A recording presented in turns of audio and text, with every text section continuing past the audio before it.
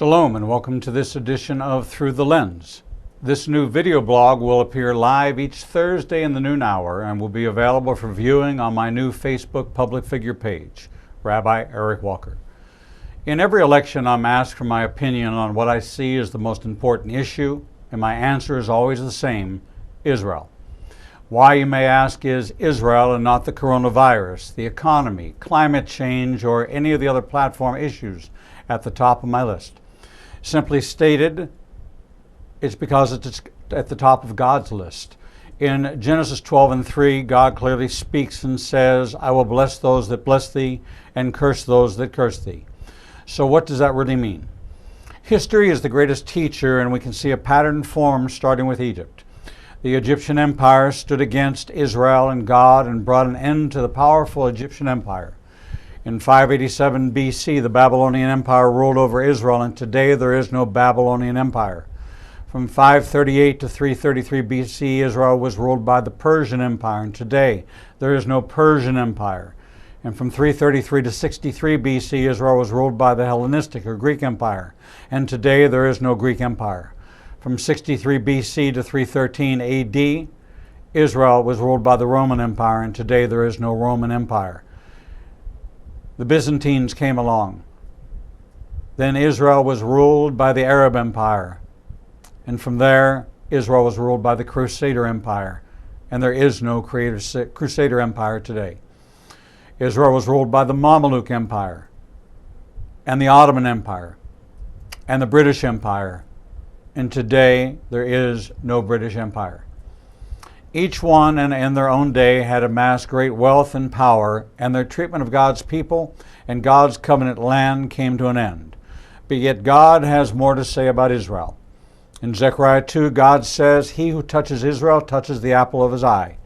In Ezekiel 37:22, God states emphatically, I will make them one nation in the land on the mountains of Israel, and one king will rule over them, and they will no longer be two nations and will never again be divided into two kingdoms. So what does all this have to do with the upcoming election? Setting aside the other two strongly biblical issues of murder of an unborn child and marriage between a man and a woman, and focusing on the only issue of Israel's sovereignty, the record again speaks for itself. God stated emphatically in Joel 3:2, "I will gather all the nations and bring them down to the valley of Jehoshaphat, and I will enter into judgment with them there on behalf of my people and my heritage Israel, because they have scattered them among the nations and have divided up my land." In Amos 9:15, "I will plant them on their land, and they shall never again be uprooted out of the land that I have given them, says the Lord your God." Knowing where God stands on these issues gives us a plumb line to measure the platform policies that each candidate is running on. First, let us examine the record and platform promises of the Democratic ticket. These statements were compiled by the Jewish Virtual Library in their piece entitled "Views on Israel of U.S. Presidential Candidates 2020.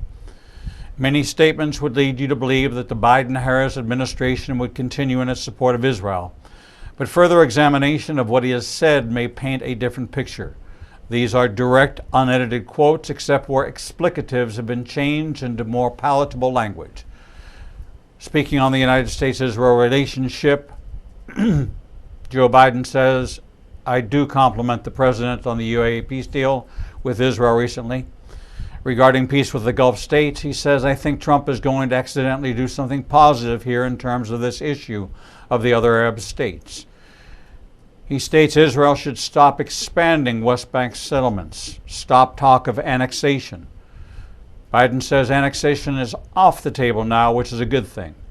Netanyahu has been yielding to the far right of his party to maintain support, as quoted in Haaretz on 9/11. Speaking following the announcement of the UAE and Israel formalizing relations, he said, "Today Israel and the United Arab Emirates have taken a historic step to bridge the deep divides of the Middle East. The UAE's offer to publicly recognize the State of Israel is welcome, a brave and badly needed act of statesmanship. And it's a critical recognition that Israel is a vibrant, integral part of the Middle East that is here to stay. Israel can and will be valued as a strategic and economic partner to all who welcome it. A Biden-Harris administration will seek to build on this progress and will challenge all the nations of the region to keep pace." During a conversation with Jewish donors, Biden said Washington cannot fully safeguard Israelis without peace. I do not support annexation, he said. Israel needs to stop the threats of annexation and stop settlement activity because it will choke off any hope of peace. Biden said annexation would not get a green light or recognition from his administration. The Palestinians need to end incitement in the West Bank and rocket attacks in Gaza, Biden said. What they're teaching in their schools is still in the school books. No matter what legitimate disagreement they may have with Israel, it's never a justification for terrorism. And no leader should fail to condemn as terrorists those who commit these brutalities. The Palestinians needs to accept once and for all reality in Israel's right to have a secure, democratic Jewish state in the Middle East. And Israel needs to stop the threats of annexation, stop settlement activity because it will choke off any hope of peace. Biden said the Palestinian Authority should acknowledge flat out Israel's right to exist, period, as an independent Jewish state and guarantee the borders. I'm going to fully support the Taylor Force Act, which holds aid to the Palestinian Authority based on payments they made to terrorists in Israeli jails. Biden also said he would restore funding to the Palestinian Authority for security cooperation with Israel. I'm going to reverse Trump's administration's steps that I think significantly undercut the prospects of peace and restore diplomatic relationships with the Palestinian Authority and assistance to support the Israel-Palestinian security, cooperation, and economic humanitarian aid for Palestinian people. He said Israel should stop settlement activity, but we also shouldn't let the Palestinians off the hook for issues like incitement and support for terrorism. Biden assigned blame for the stalled peace process to Palestinian and Israeli leadership, which are unwilling to take political risks through direct talks. He said, I know Bibi well for over 40 years, Biden stated. This moves him so far to the right, Biden clarified, however, that it does not justify cutting military assistance to the state of Israel. My commitment to Israel is completely unshakable, Biden said.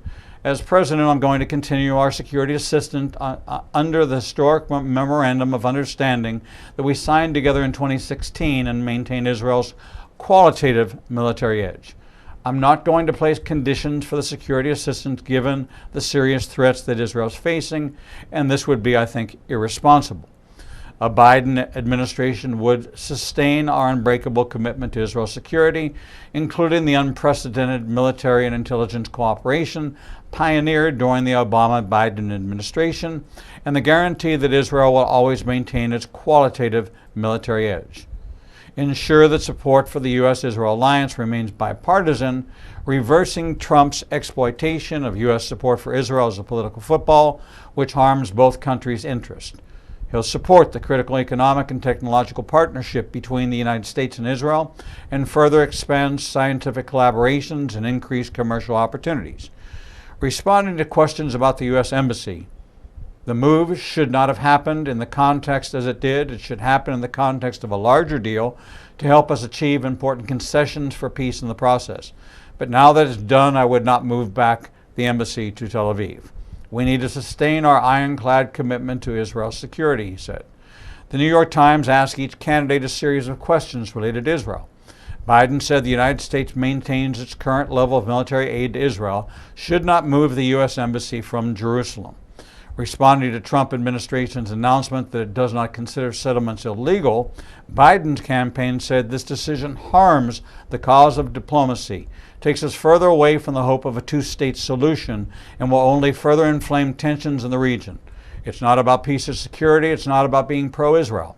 It's about undercutting Israel's future in the service of Trump's personal interest. Israel has a right to defend itself against terrorist threats. It is intolerable that Israeli citizens live their lives under constant fear of rocket attacks. That's why our Biden-Harris administration was such a strong, our Biden-Obama, such strong supporters of Israel's life-saving Iron Dome. Judy Woodruff said, there's news this week to the extent that some of the Democrats are saying that it's because of Israel's settlement policies that they would look at cutting off military aid to Israel as a result of that.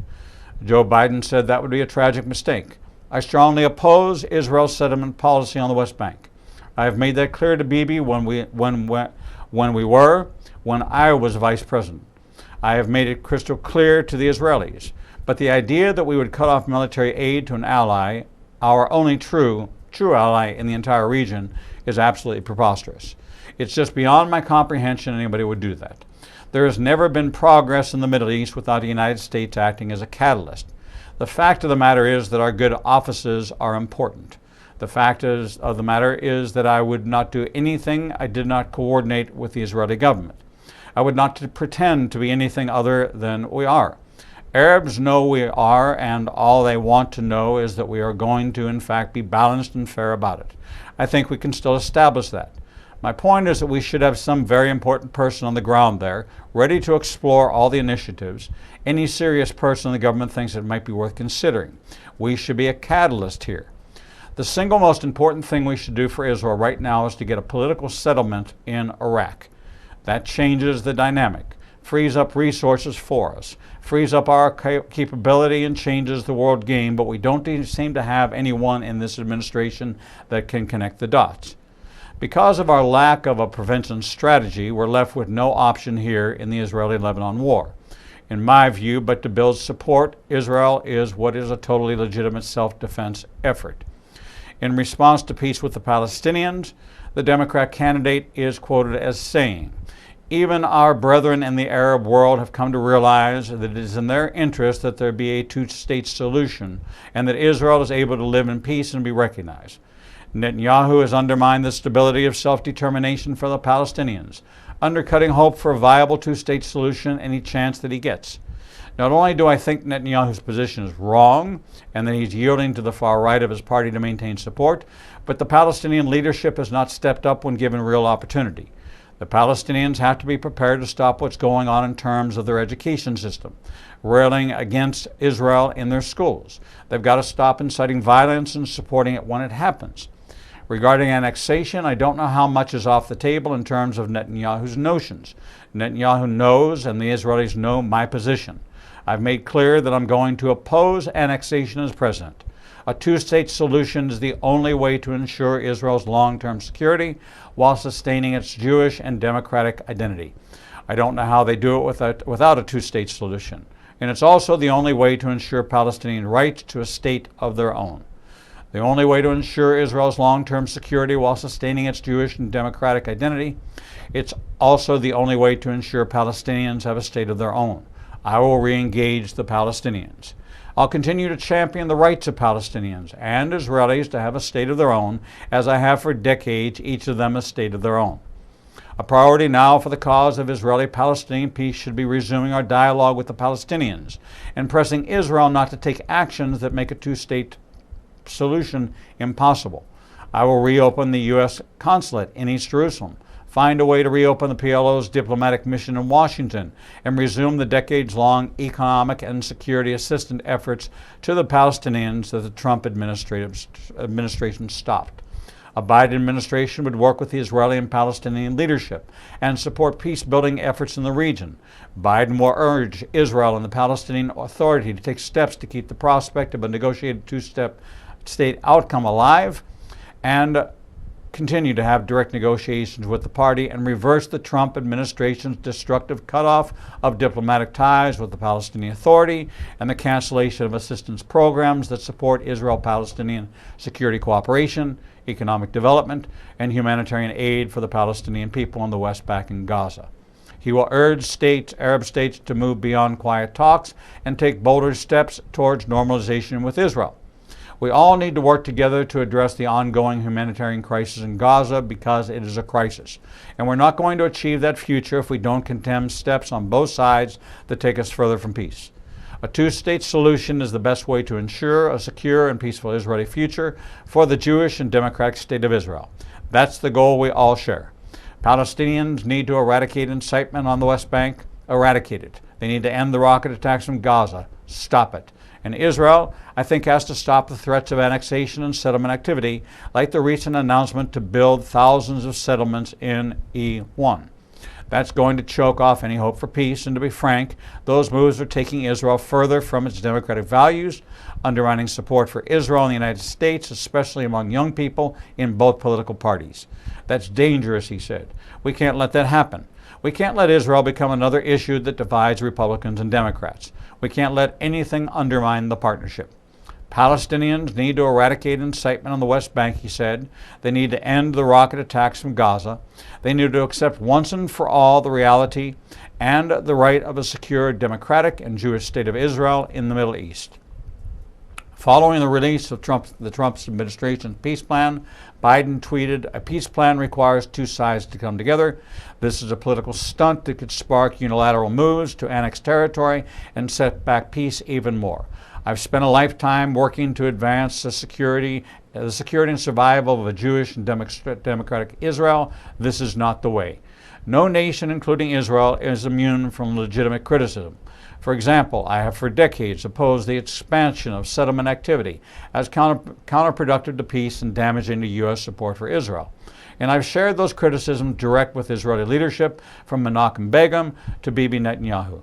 But Israel should never be unfairly singled out or targeted. It's dangerous, and any action designed to marginalize one ethnic or religious group imperils us all. That's something the Jewish people know all too well. I believe a two-state solution is the only path to long-term security for Israel while sustaining its identity as a Jewish and democratic state. It's also the only way to ensure Palestinian dignity and their legitimate interest in national self-determination. And it is a necessary condition to take full advantage of the opening that exists for greater cooperation between Israel and its Arab neighbors. Trump is no longer being an honest broker in Israel, Biden said in December in the Democratic debate. There is no solution for Israel other than a two-state solution. It does not exist. It's not possible to have a Jewish state in the Middle East without having a two-state solution. Biden further stressed that he and Prime Minister Benjamin Netanyahu know each other well and is aware that Netanyahu's conduct on the Israeli-Palestinian issue is outrageous. Biden added that the U.S. has to put pressure constantly on the Israelis to move to a two-state solution. But he cautioned that the way to do that should not be by leveraging U.S. military aid. The present course Israel's on is not one that's likely to secure its existence as a Jewish democratic state, and we have to make sure that happens. There is, at the moment, no political will among Israelis and Palestinians to move forward with serious negotiations. No matter what legitimate disagreements the Palestinian people have with Israel, there's never justification for terrorism, Biden said. No leader should fail to condemn as terrorists those who commit such brutalities. I firmly believe that the actions that Israel's government has taken over the years, the past several years, the steady and systematic expansion of settlements, the legalization of outposts, land seizures, they're moving us, and more importantly, they're moving Israel in the wrong direction. He says the Palestinian issue involves the least ideological and least sectarian Arabs in the Middle East. Israel's own leaders currently understand the imperative of peace. Prime Minister Netanyahu, Defense Minister Barak, President Perez, they've all called for a two-state solution and an absolute secure democratic and Jewish state of Israel to live side by side with an independent Palestinian state. But it takes two to tango, and the rest of the Arab world has to get in the game. We are under no illusions about how difficult it will be to achieve. Even some of you in the audience say, why do we even talk about it anymore? Well, it's going to require hard steps on both sides, but it's all in our interest. Israel's interests, the United States' interests, the interest of the Palestinian people. We all have a profound interest in peace. I would do what I called on the Bush administration to do 2 years ago, and that it failed to do. Urgently support Abbas and Salam Fayyad to shore up their position in West Bank and help them deliver real benefits to their constituents. But I would tie our assistance to genuine transparency and accountability. At the same time, I would work to isolate Hamas. We should not talk to Hamas unless they recognize Israel, renounce terrorism, and accept past agreements. These are the demands not just of the United States, but of the so-called quartet: Russia, U.S., the European Union, and the UN. Hamas has to decide between bullets and ballots. Either it lays down its arms and acts democratically, or it continues as a terrorist organization and is treated as such. It cannot have it both ways. I would seriously talk to our European allies, Israel, Egypt, and Abbas, about the possibility of an international force deployed along the Egypt-Gaza border to prevent smuggling of arms in Gaza. I know that Israel is interested in such a force. I would also support alternatives to Hamas. I would urge Palestinian leaders to reform Fatah to combat corruption and build efficiently. I would use a $20 million fund that I created last year to promote democratic alternatives at the grassroots in the Palestinian area, a fund the administration has never used. And I would press the oil Arab-rich states to do the same. The outcome of the Palestinian elections reflect Palestinian anger and frustration at the Palestinian Authority and Fatah for their corruption, mismanagement, and failure to provide law and order. Donald Trump held his first meeting with the leader of the Arab world, King Abdullah of Jordan, on February 2nd, 2016. After that meeting in the White House, he issued the statement that they don't believe in the existence of the settlement is an impediment to peace. The construction of new settlements or the expansion of existing settlements beyond their current borders may not be helpful in achieving that goal. 2 days after his inauguration, Trump had called Israel Prime Minister Benjamin Netanyahu to discuss the Iran nuclear issue as well as the regional threat of ISIS. Trump invited the Prime Minister to visit the White House, which he did on February 15, 2017. During a joint press conference with Prime Minister, the President dropped the historic U.S. commitment to a two-state solution to the Israeli-Palestinian conflict, stating, "I'm looking at 2 states and 1 state, and I can live with either one." Appearing to startle the Israeli leader, Trump later suggested he would like to see the Israeli hold back on settlements for a little bit. Trump also surprised Netanyahu by publicly urging the Prime Minister to hold back on settlements for a little bit. Prior to the White House meeting, he told Israel to stop announcing new settlements. Press Secretary Scott Spicer said, "While we don't believe the existence of settlements is an impediment to peace, the construction of new settlements or the expansion of existing settlements beyond the current borders may not be helpful in achieving that goal." On May 3rd, 2017, President Trump hosted Palestinian Authority President Mahmoud Abbas in the White House. The Washington Post reported on May 15, 2017, that 5 days earlier, Trump had revealed highly classified information in a White House meeting to Russian Foreign Minister Sergei Lavrov and Russian Ambassador to the United States, Sergei Kislyak. It was subsequently revealed the information that had been obtained by an Israeli source embedded within ISIS in Syria. Israeli officials fear the leak could compromise intelligence sources and put Israeli agents in danger. The administration also declared National Jewish Heritage Month in May 2017.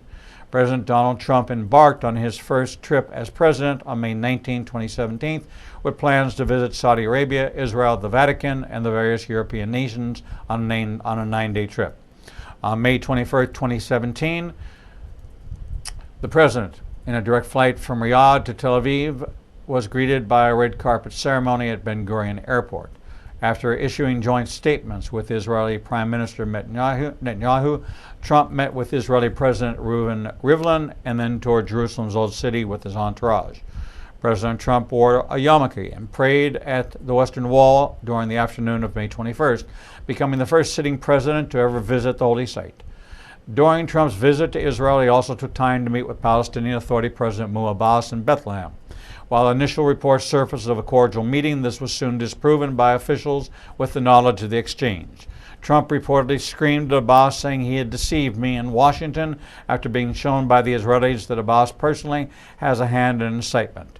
Trump was also furious about the Palestinian Authority's pay-for-slave policy of providing salaries to convicted Palestinian terrorists in Israeli prisons and reiterated the demand he had made at the White House for Abbas to end the practice. Abbas told Trump he would not stop the allowances to the families of the prisoners and martyrs, the shaheeds, and emphasized his absolute support for them. In a meeting with Palestinian officials on June 20th, Trump's envoy, Jason Greenblatt, reiterated the demand the Palestinians cease payments to the so-called Martyrs Fund. A Palestinian official said the meeting did not go well and the request was rejected. Reportedly, the Palestinian Authority increased payment terrorists and their families in 2018 by nearly $56 million after distributing $347 million in 2017. In 2018, Trump signed into law the Taylor Force Act, which halted U.S. foreign aid to the Palestinian Authority until Palestinian terrorists and their families ceased to be paid. The Trump administration wasted no time sending a message to the UN that it would no longer tolerate its ally being singled out for condemnation. One of the president's first appointments, South Carolina Governor Nikki Haley, blasted the UN's bias and declared that there is a new sheriff in town. A particular target of Israel and the administrator's wrath is the Human Rights Council, where some of the world's worst human rights violators pillory Israel and ignore the horrors taking place elsewhere in the world. The Obama administration often protested the absurdity of the Council's position. Nevertheless, it remained a member and opposed efforts to cut funding to the UN.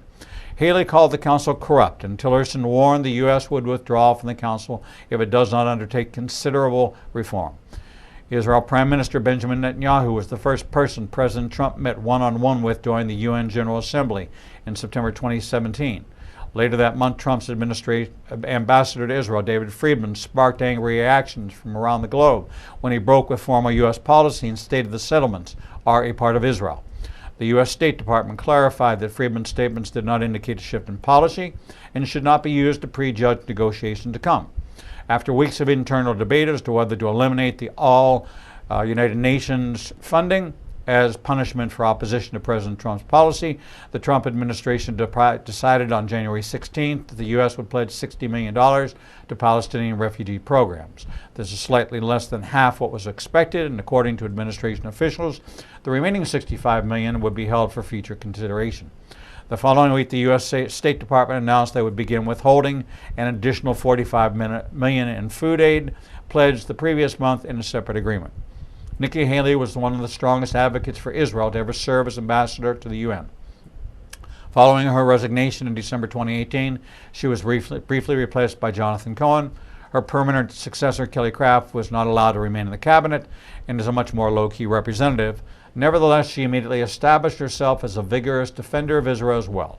In September 2019, for example, she blocked a UN Security Council statement on tensions between Israel and Hezbollah because of its criticism of Israel. On December 6, 2017, President Trump announced the official U.S. recognition of Jerusalem as Israel's capital and the beginning of the process of moving the U.S. Embassy in Israel from Tel Aviv to Jerusalem. The decision was widely criticized by leaders around the globe as detrimental to the peace process. Every other member of the United Nations Security Council voted in favor of a draft resolution reversing Trump's decision 2 weeks later. On December 18th, but the resolution was vetoed by the United States. The General Assembly subsequently voted overwhelmingly on December 19, 2017 for a resolution implicitly calling on the U.S. to withdraw its recognition of Jerusalem. Vice President Mike Pence made a 2-day visit to Israel in January 2018.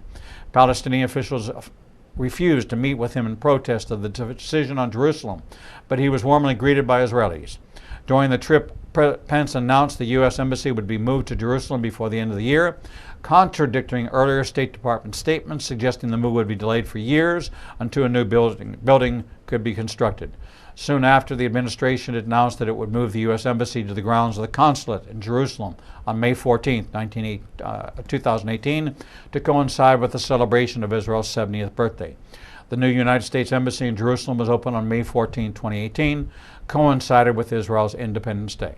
Officials from the Trump administration attended the ceremony with representatives from 33 other countries. Noticeably absent were representatives from Western European nations.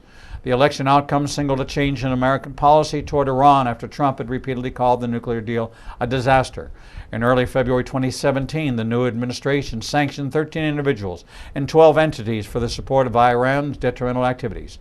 Trump also announced a review of the deal, which he continued to describe as one of the worst deals he's ever witnessed.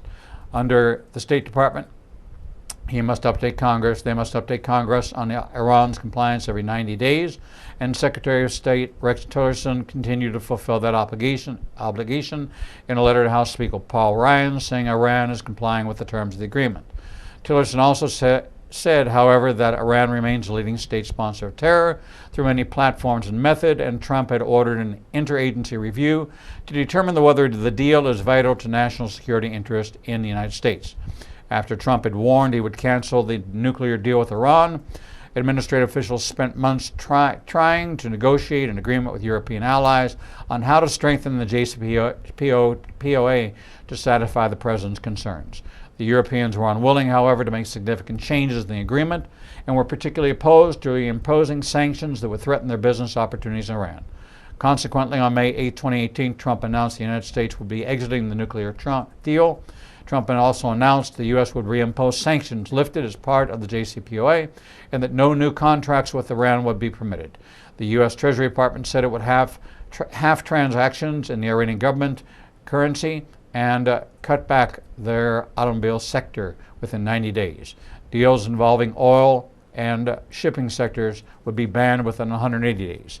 Individuals and entities were delisted from sanctions will be redesignated.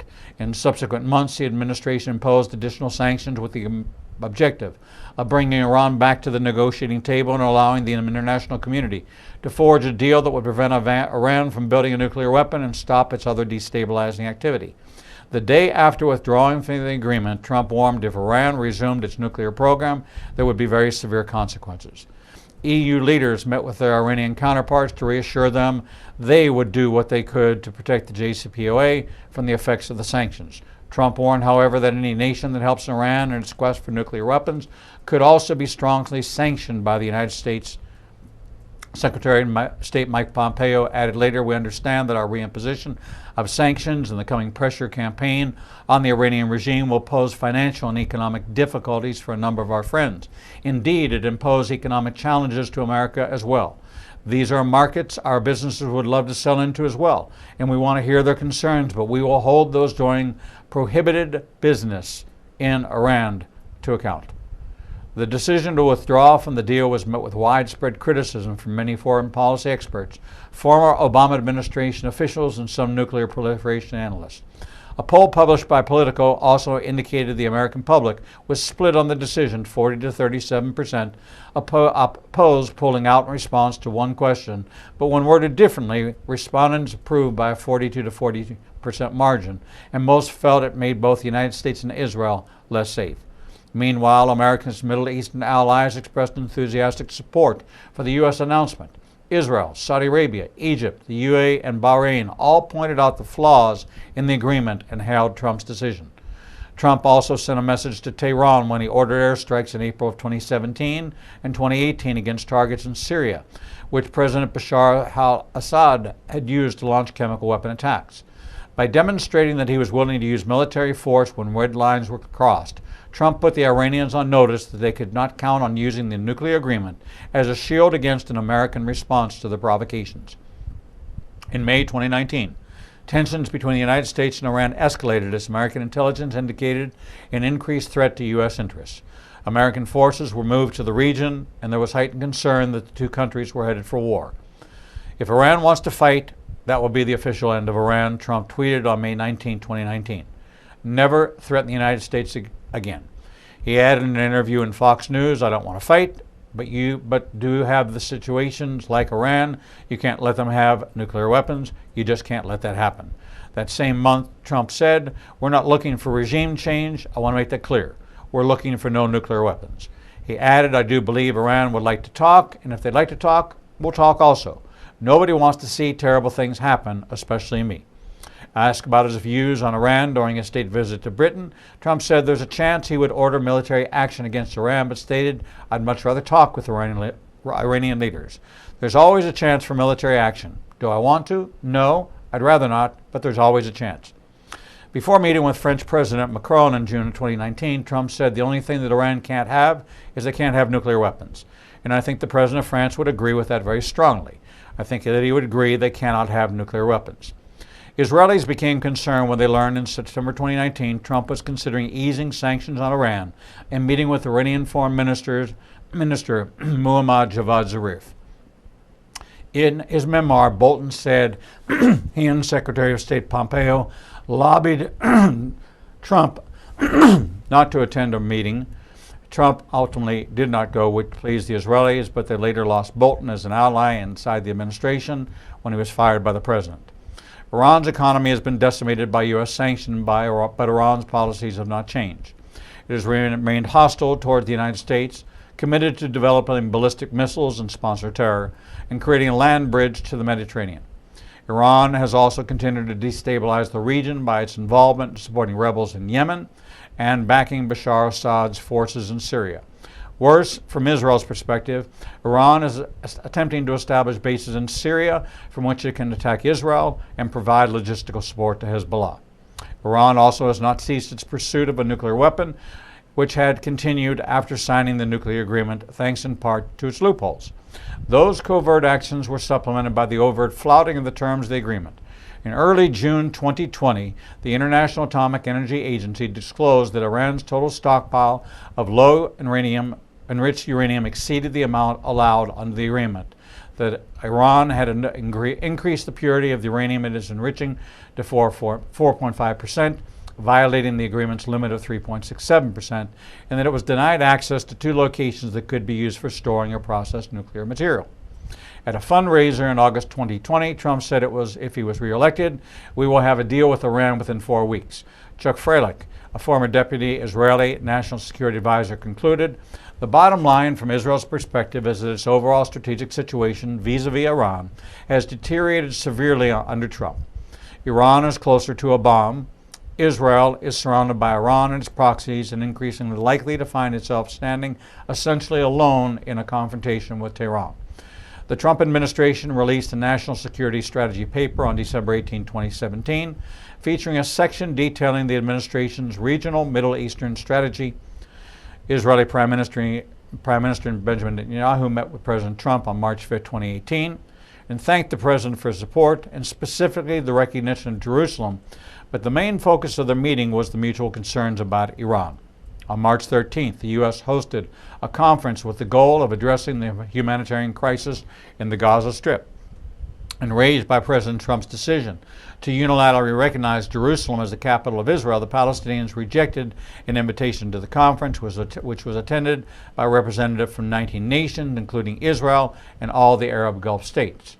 On March 25, 2019, Trump announced the United States would recognize Israeli sovereignty over the Golan Heights. Some observers believe the timing of the announcement was meant to help Netanyahu's re-election campaign. A subsequent visit by Pompeo days before this election reinforced the perception, as did the administration's silence following Netanyahu's campaign remark about amnesty in the settlements and its decision to designate Iran's Islamic Revolutionary Guard Corps as a foreign terrorist organization. Trump tweeted his reaction to Hamas's rocket attacks on Israel in May 2019. Once again, Israel faces a barrage of deadly rocket attacks from terrorist groups, Hamas and Islamic Jihad, the president said on Twitter. We support Israel 100% in its defense of its citizens. To the Gazan people, these terrorist acts against Israel will bring you nothing but misery. End the violence and work toward peace. It can happen. In a move many criticize as interfering in Israel's electoral process, Trump treated while Netanyahu was working to form a coalition government. Hoping things will work out with Israel's coalition formation and Bibi and I can continue to make the alliance between America and Israel stronger than ever, a lot more to do. Netanyahu was unable to form a government and Israel was forced to schedule another one for September 17, 2019. Trump was not happy about the development. Israel is all messed up with their election. They came out of the blue 3 days ago. So that's all messed up. They ought to get their act together, Trump said. Bibi got elected. Now all of a sudden they're going to have to go through the process again until September. That's ridiculous. So we're not happy about that. In August 2019, the United States Agency for International Development sent a memorandum of understanding with Israel to strengthen the global partnership in development between the two countries. In November 2019, following the inconclusive election in Israel, Trump said, they keep having elections, nobody gets elected. He joked that he had a 98% approval rating in Israel and that if anything happens here, I'm taking a trip to Israel, I'll be prime minister there. They're all fighting and fighting each other. Here we have other kinds of fighting, but at least we know who the boss is. Commenting on the flare-up of violence during which Palestinian Islamic Jihad fired rockets into Israel, Trump said it's crazy, missiles are flying, and Israel is shooting back. After months of deliberating and planning, the administration was expected to finally unveil its peace plan after the April 2019 election in Israel. When Netanyahu was unable to form a government, however, a new election was called for September. The timeline changed. As was the case before April, Trump did not want to release the plan out of concern it might impact the election. In the short run, the administration planned to go ahead with a conference in Bahrain on June 25th to 26, 2019, to discuss the economic elements of the plan. The Palestinians immediately announced they would boycott the meeting and lobbied Arab governments to do so. Meanwhile, Pompeo reinforced widespread skepticism of the plan when he told a group of Jewish leaders the administrative peace plan may be rejected. Trump responded on June 2019, saying, look, we're doing our best to help the Middle East to get a peace plan, and he, Pompeo, may be right. I mean, most people would say that. But if we can get a Middle East peace plan, that would be good, and when Mike says that, I understand when he says that, because most people think it can't be done. I think it probably can. But as I say often, we'll see what happens. In what some analysts view as an effort to aid Netanyahu's campaign just 3 days before the election, Trump said on September 14, 2019, he discussed a possible mutual defense treaty between the United States and Israel in a call with the Prime Minister. He tweeted the potential deal would further anchor the tremendous alliance between our two countries. He added that he looked forward to continuing those discussions after the Israeli elections when we meet at the United Nations later this month. On January 28, 2020, the much-anticipated peace plan was released during Netanyahu's visit to Washington. The Prime Minister welcomed the initiative, which received a mixed reception from the American Jewish community. Several left-leaning organizations denounced it because the Palestinians were not involved in its formulation, and the conception of a two-state solution is dramatically different from past peace plans. Even some of the right were critical of its call for the creation of a Palestinian state with its capital in a part of Jerusalem. Some, like that, Israel would be allowed to annex about 30% of the West Bank, and those settlements would have to be evacuated, but were less happy with the proposed 4-year freeze on the establishment of new communities. No one was entirely satisfied, but the president's supporters generally viewed the plan as consistent with his pro-Israel positions, while his detractors saw it as a case of interfering in Israel's upcoming elections for the benefit of Netanyahu. Following the election in March of 2020, Netanyahu announced plans to unilaterally apply sovereignty to some or all of the Jewish communities in the West Bank as early as July 1st. He was supported by U.S. Ambassador Friedman, but Jared Kushner was reportedly advising Israel not to move ahead, and Netanyahu complied. Then, in a dramatic and unexpected joint announcement by the United States, Israel, and the United Arab Emirates on April 13, 2020, Israel and the UAE agreed to full normalization of relations. In addition, the statement said, as a result of this diplomatic breakthrough and at the request of Donald Trump, with the support of the United Arab Emirates, Israel will suspend declaring sovereignty over areas outlined in the President's vision for peace and focus its efforts now on expanding ties with other countries in the Arab and Muslim world. The UAE emphasized the point regarding the suspension of sovereignty in an effort to demonstrate it did not totally abandon the Palestinian cause. The UAE also reportedly secured a commitment from the administration that the United States will not recognize Israeli annexation of parts of the West Bank until at least 2024. Though this would not obligate a Biden administration to do the same, the former vice president has said he opposes Israel annexation, so it's likely he would not abrogate the promise. Winning this concession from Israel did not prevent the Palestinians from lambasting the agreement. The Palestinian Authority condemned the agreement as a betrayal of Jerusalem and an aggression against the Palestinian people. Hamas called it cowardly and a blatant assault on our religious, national, and historical rights in Palestine, a treacherous stab in the back of the Palestinian people and the resistance forces, and a miserable attempt to influence their struggle and resistance path aimed at defending the occupation. Reports suggest that Trump personally had little or nothing to do with the agreement, and that Kushner played the major role on the United States side. UAE-Israeli relations had already been steadily improving, and other reports indicated a representative of the Mossad was instrumental in brokering the final deal.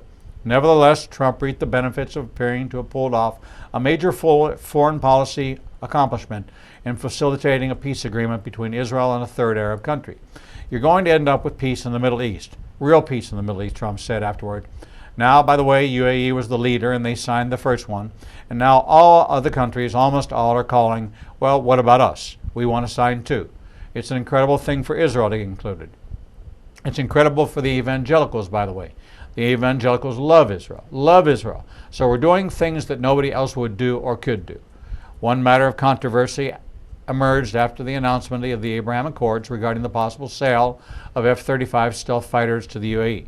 It was initially reported that Netanyahu acquiesced to the sale, seeing it as the price of the agreement, but he later denied such a quid pro quo. There is a precedent for such a deal. Following the signing of the peace treaty with Egypt, Israel dropped objections to the sale of fighter planes to Egypt. This case is different, however, because the F-35 is the most advanced fighter plane in the world, and though Israel already has them, Israeli officials, members of Congress, and some analysts argued the sale would erode Israel's qualitative military edge in the region. The president faces a dilemma. By selling the planes, the United States would get billions of dollars that would would help the economy, create jobs, and benefit his re-election campaign. Simultaneously, it would upset the Israelis and their supporters and offset some of the goodwill created by the accords, though they may not try to block the sale to avoid angering the president. The sale also could potentially violate the law that requires Israel's qualitative military expertise to be maintained, though it is likely the administration would argue that Israel's edge remains intact. Fulfilling Trump's prediction that other countries would follow the UAE's example, he announced on September 11th that Bahrain had also agreed to establish diplomatic relations with Israel. On September 15th, President Trump hosted the signing ceremonies for the Abraham Accords. The President, Prime Minister Netanyahu, United Arab Emirates Minister of Foreign Affairs Abdullah bin Zayed Al Nahyan, and Bahraini Foreign Minister Abdulatif Al Zayani signed a declaration expressing the common concerns. Trump, Netanyahu, and Al Nahyan signed a UAE-Israel peace treaty, and Trump, Netanyahu, and Al Zayani signed a Bahrain-Israel peace treaty. On November 18, 2019, Secretary of State Pompeo announced a shift in U.S. policy on settlements.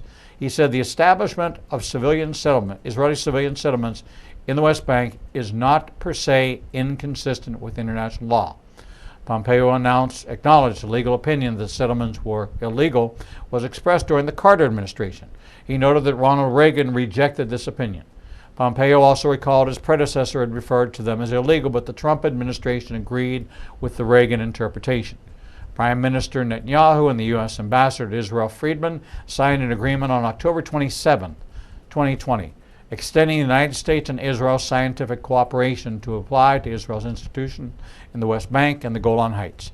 The deal removed geographic restrictions on funding from the Binational Science Foundation, the Binational Industrial Research and Development Foundation, and the Binational Agricultural Research and Development Fund, which previously were not allowed to sponsor projects in areas which came under the administration of the government of Israel after June 5, 1967, and related to subjects primarily pertinent to such areas. Professor Eugene Kontorovich of George Mason Law School said, "This is really quite momentous. It is the first time the U.S. has adopted a policy that explicitly and clearly authorizes the use of funds across the Green Line. It's a very strong recognition that settlements are not illegal. Furthermore," he said, "it sends an important message that science has no borders and you cannot politicize science." In June 2020, the administration announced sanctions against the International Criminal Court. Secretary of State Mike Pompeo said the United States is also gravely concerned about the threat the court poses to Israel. The ICC is already threatening Israel with an investigation of so-called war crimes committed by its forces and personnel in the West Bank and the Gaza Strip. Given Israel's robust civilian and military legal system and strong track record of investigating and prosecuting wrongdoing by military personnel, it's clear the ICC is only putting Israel in its crosshairs for nakedly political purposes. It's a mockery of justice, Pompeo acknowledged, receiving letters from a bipartisan group of 69 senators and 262 House members urging him to call on the International Criminal Court to halt its politically motivated investigation of Israel and the United States. That's what the U.S. is dead set on doing, and with good reason, Pompeo declared. They're a trusted partner and wonderful partner and a buttress of American security. If a rogue court can intimidate our friend or any other ally into abrogating its right to self-defense, that puts America at risk as well. The administration expressed opposition to China's involvement in construction in the ports of Haifa and Ashdod. In May 2020, Secretary of State Pompeo flew to Jerusalem to deliver the message that Israel should stop all Chinese investment in Israel, either in high-tech companies or infrastructure. According to Breaking Defense, Israeli officials said Pompeo warned Israel to stop any action that strengthens the Chinese Communist Party, even if that means canceling projects already planned.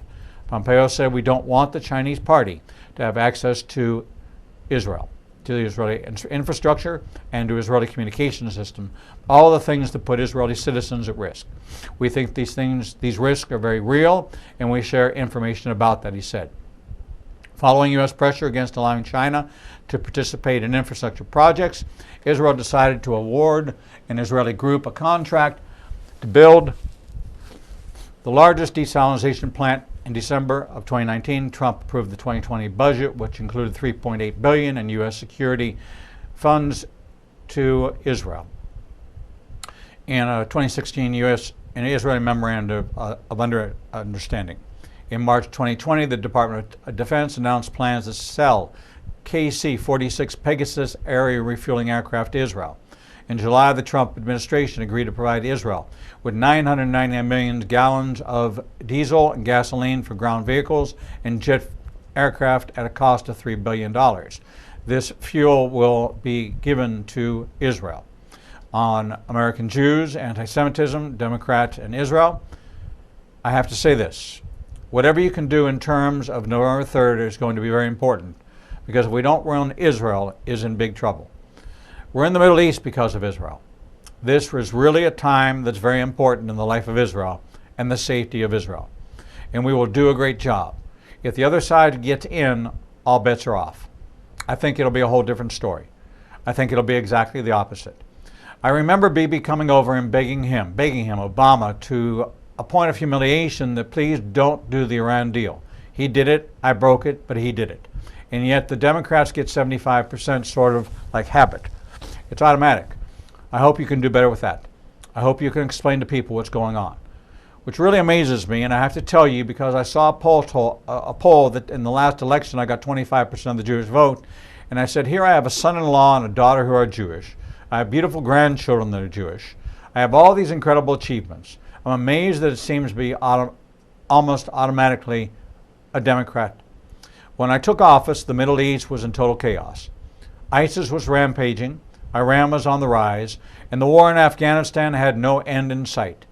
I withdrew from the terrible one-sided Iran nuclear deal. Unlike many presidents before me, I kept my promise, recognized Israel's true capital, and moved our embassy to Jerusalem. But not only did we talk about it as a future site, we got it built. Rather than spending $1 billion on a new building as planned, we took an already owned existing building in a better location and opened it at a cost of less than $500,000. We also recognized Israel's sovereignty over the Golan Heights, and this month we have achieved the first Middle East peace deal in 25 years.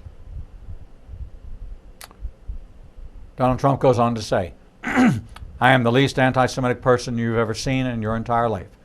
The Jewish state has never had a better friend in the White House than your President, Donald J. Trump. You've got to be very careful. Make no mistake, radical lawmakers who support the BDS movement and advancing anti-Israel and anti-Semitic propaganda.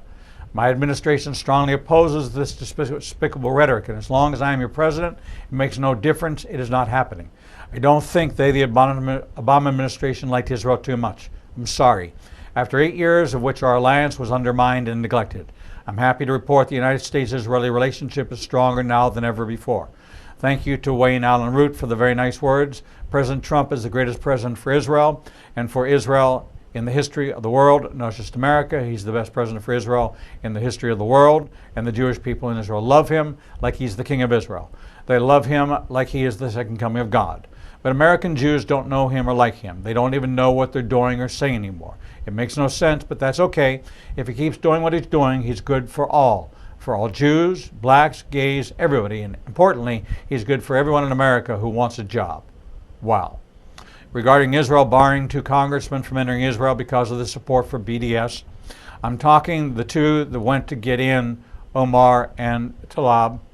I think that would be a very bad thing for Israel, but Israel has to do what they want to do, but I would not cut off aid to Israel. And I can't even believe that we're having this conversation. 5 years ago, the concept of even talking about this, even 3 years ago, of cutting off aid to Israel because of 2 people that hate Israel and hate Jewish people. I can't believe we are even having this conversation. Where is the Democratic Party gone? Where have they gone? Where they're defending these people over the state of Israel? And I think any Jewish people that vote for a Democrat, I think it shows either a total lack of knowledge or great disloyalty. On my first trip overseas as president, I visited the Holy Land of Israel. I was deeply moved and amazed by what this small country had achieved in the face of overwhelming odds and never-ending threats. The state of Israel comprises only a minuscule amount of the land in the Middle East, and yet it has become a thriving center of democracy, innovation, culture, and commerce. Israel is a light into the world. The hearts and history of our people are woven together. The land of Israel is an ancient home, a sacred place of worship, and a solemn promise to the Jewish people that we will never again repeat history's darkest hours. As everyone knows, I've done a lot for Israel, moving the United States Embassy to Jerusalem, recognizing the Golan Heights, and frankly, perhaps most importantly, getting out of the terrible Iran nuclear deal. Therefore, it's only reasonable that I have to do a lot for the Palestinians, or it just wouldn't be fair. These are the quoted statements from both sides. Will this nation remain under the blessings of Genesis 12:3, or will we make a move against God's sovereign word to divide his covenant land? This, to me, is the largest issue in the campaign that would determine if America will join the long list of great empires who have fallen due to their position on Israel and God's word concerning Israel. It is time for you to make the call. For Zion's sake, you cannot be silent. Vote on Tuesday. And that, my friends, is this edition of Through the Lens. Visit ignitinganation.com for our guest lineup of our daily broadcast of Revealing the Truth, seen live Monday through Friday from 10 a.m. to 1 p.m. Central Time. Until we see you for the next edition of Revealing the Truth, we thank you for watching and bid you shalom.